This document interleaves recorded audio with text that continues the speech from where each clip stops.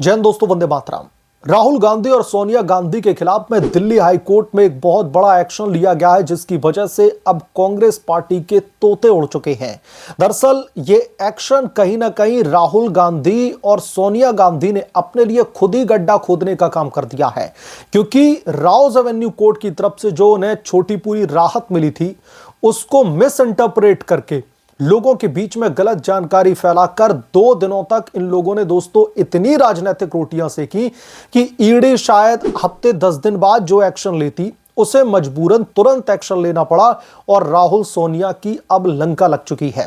दरअसल पिछले 2 दिनों से कांग्रेस पार्टी के नेता कार्यकर्ता देश के अलग अलग हिस्सों में धरना प्रदर्शन करके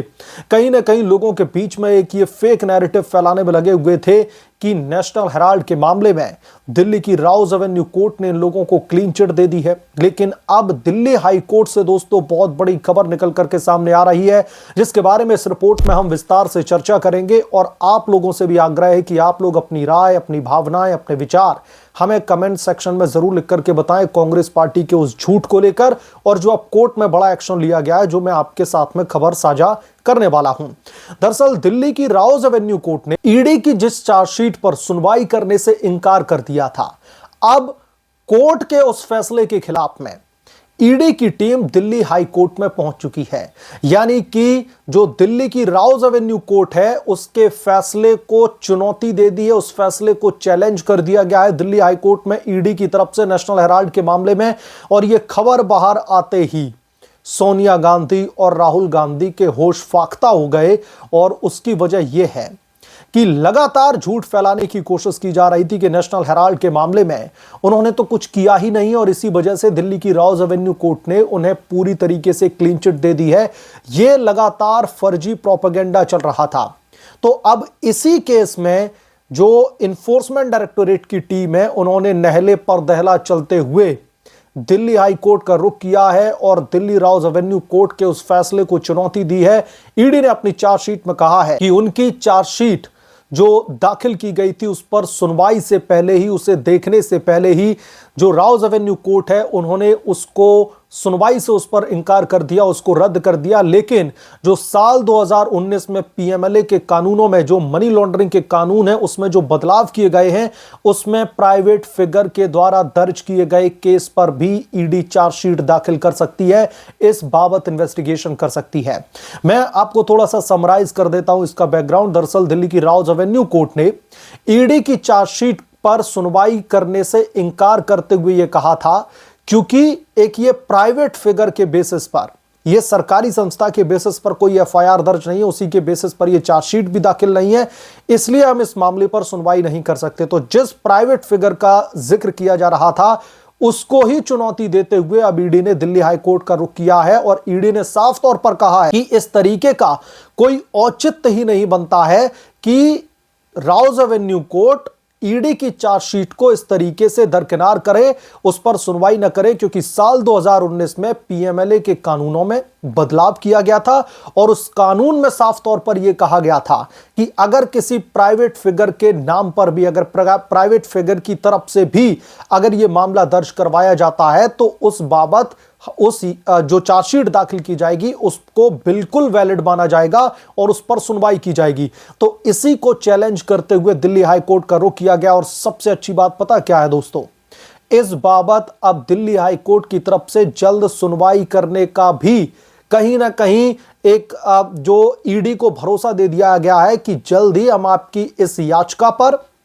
हम सुनवाई करेंगे, जो आपने दिल्ली की राउज एवेन्यू कोर्ट के फैसले को चैलेंज किया है। तो अब होश फाख्ता हो चुके हैं सोनिया सेना के, क्योंकि जिस फर्जी मुद्दे के बेसिस पर पिछले 2 दिनों से लगातार जो राजनीति ये लोग कर रहे थे, वो पूरी तरीके से धराशायी हो चुका है। और जैसा कि रिपोर्ट के स्टार्टिंग में ही दोस्तों मैंने ये क्यों कहा कि सोनिया गांधी और राहुल गांधी ने खुद ही अपने लिए यह गड्ढा खोद लिया है, वो मैंने इसलिए कहा, दिल्ली की राउज एवेन्यू कोर्ट के फैसले को ये लोग पॉलिटिसाइज करते हैं। पॉलिटिसाइज करना तो छोड़ दीजिए, देश के अलग अलग कोनों में जाकर के ये लोग धरना प्रदर्शन करने लगते हैं, भारतीय जनता पार्टी के दफ्तरों का घेराव करने लगते हैं, लोगों के बीच में ये अफवाहें फैलाने लगते हैं कि राउज एवेन्यू कोर्ट ने तो इन्हें पूरी तरीके से क्लीन चिट दे दी है, बीजेपी और ईडी मिलकर के कांग्रेस पार्टी को प्रताड़ित कर रहे हैं। इस तरीके के इन्होंने फर्जी नैरेटिव पूरे देश में धरना प्रदर्शन के जरिए और भी तरीके अपना करके किए गए। मीडिया हाउस में जो तमाम डिबेट्स हुई उनमें इनके प्रवक्ता जा जा करके झूठ फैला रहे थे। तो इसी वजह से ईडी के ऊपर भी कहीं ना कहीं यह प्रेशर आ गया था दोस्तों कि आखिरकार ईडी की साख पर सवाल खड़ा हो गया था। तो फिर ईडी ने भी इस मामले में देरी बिल्कुल भी नहीं दिखाई और दिल्ली हाईकोर्ट का रुख करना ही उन्होंने मुनासिब समझा। और अब सोनिया गांधी और राहुल गांधी के खिलाफ में जो दिल्ली की हाई कोर्ट है वहां पर इन्फोर्समेंट डायरेक्टोरेट की स्पेशल टीम पहुंच चुकी है। जो राउज एवेन्यू कोर्ट है उसके फैसले को चैलेंज कर दिया गया है। तो अब कहीं ना कहीं कांग्रेस पार्टी में, सोनिया सेना में भयंकर हड़कंप मचता हुआ दिखाई दे रहा है, क्योंकि 50 लाख रुपए में 2000 करोड़ के जो एसेट्स हैं उनको कहीं ना कहीं हड़पने की कोशिश की गई थी। यह बहुत बड़ा घोटाला है और ये कोई आंकड़े मेरे अपनी तरफ से नहीं आ रहे हैं, ये आंकड़े ईडी की तरफ से बताए गए हैं कि कैसे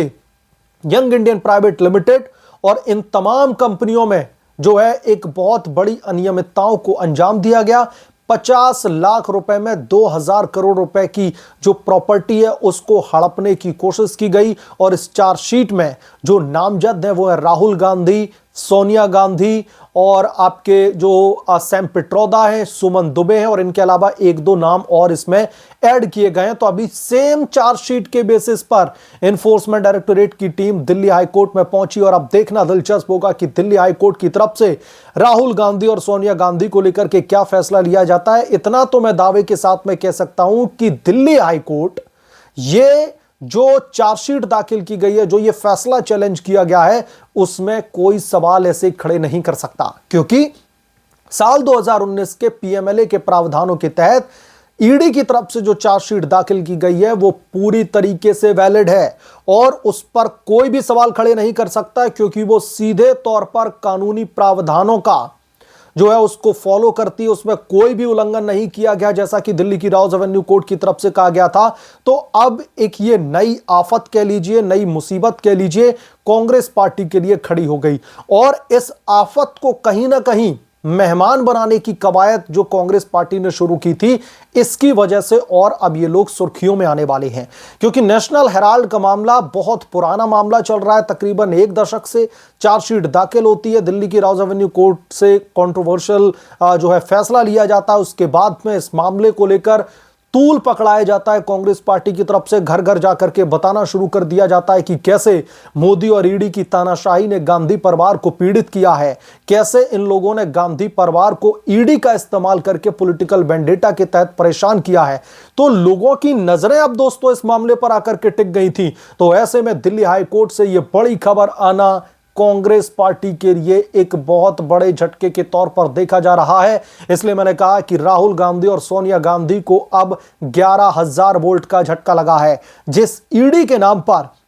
ये लोग पिछले 2 दिनों से लगातार राजनीतिक रोटियां सेकने में लगे हुए थे, अब उसी इन्फोर्समेंट डायरेक्टोरेट की टीम ने दिल्ली हाईकोर्ट का रुख करके कांग्रेस पार्टी की सांसें थमा दी हैं। कांग्रेस पार्टी में अब भयंकर खलबली मची हुई है। अब देखना दिलचस्प होगा कि सोनिया सेना अब ईडी के इस कदम को कैसे डिफेंड करेगी, क्योंकि सिर्फ राउज एवेन्यू कोर्ट की तरफ से चार्जशीट को खारिज किया गया था या फिर उस पर सुनवाई करने से इनकार कर दिया गया था। तो जब अपर कोर्ट में अब ईडी ने रुख किया है, तो फिर कैसे दिल्ली की राउज एवेन्यू कोर्ट के फैसले को लेकर के ये लोग राजनीतिक रोटियां अपनी सेकेंगे। तो कुल मिलाकर के अब भयंकर खलबली मची हुई है। आप क्या सोचते हैं इसके बारे में, आपकी क्या राय है, हमें कमेंट करके जरूर बताएं। जल्द मिलूंगा किस दूसरे बड़े अपडेट के साथ में, तब तक के लिए धन्यवाद। अगर आप लोग चैनल पर नए हैं तो प्लीज चैनल को सब्सक्राइब करें, साइड बने बेल आइकन को जरूर प्रेस करें, ताकि जब भी मैं कोई बड़ी खबर लेकर आऊं तो इसकी जानकारी सबसे पहले आपको मिले।